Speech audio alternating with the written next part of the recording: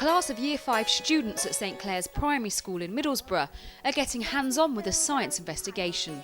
But this isn't any science lesson. The teacher is from the Chemical Industry Education Centre at the University of York. And if any water has leaked, where will it be? The children have received a letter from a local company and they've got 3 problems and they'd like the children to help. So right from the very beginning, all the challenges have come from a real-life starting point. Does that sound quite exciting? Yes!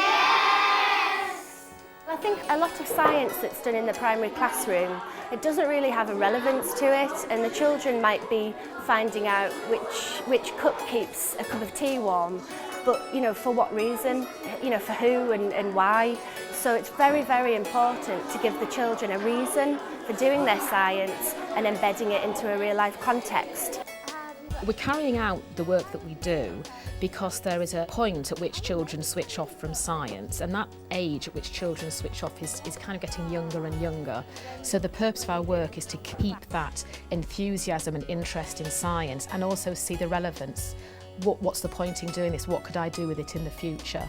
And because there are shortages in the industrial sector, at technician level, at higher degree level, we're also wanting them to think in those career terms for the future. The advisory team work directly in the classroom with children, and we do that via working with teachers as well in terms of providing professional development for teachers.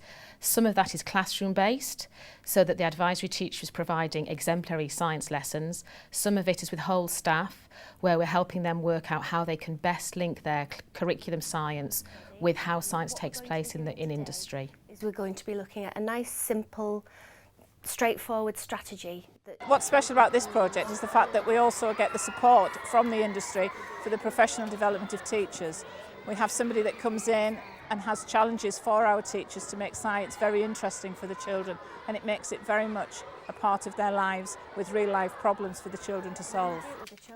The staff training is helping the staff, no matter what age children they teach, how to help the children to plan investigations. So rather than saying to the children, this is what I want you to do, and then the children have to follow a series of steps that the teachers told them, well, it's all about letting the children come up with their own ideas and helping them to plan the steps along the way for themselves.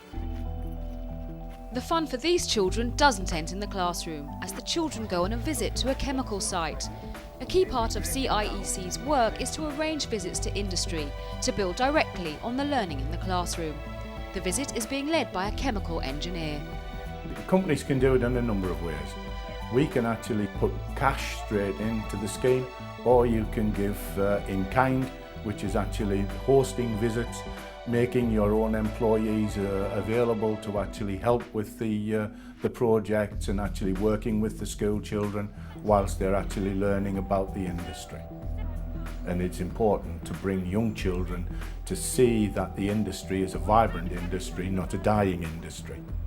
We spend a lot of time building up our partnerships with industry. We train people on their site in how to communicate effectively with children, a little bit about the curriculum today so they don't get too heavily into molecules, which we don't want them to, and then help them to devise and tailor a site visit to follow on quite precisely the classroom activities the children have conducted.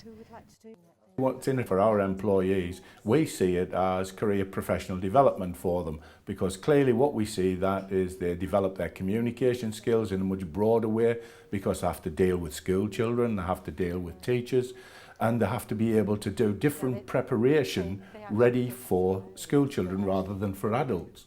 The other thing is that they actually learn from the teachers themselves, and we bring some of the teaching skills into the teaching we do and actually on-the-job training with some of our own employees.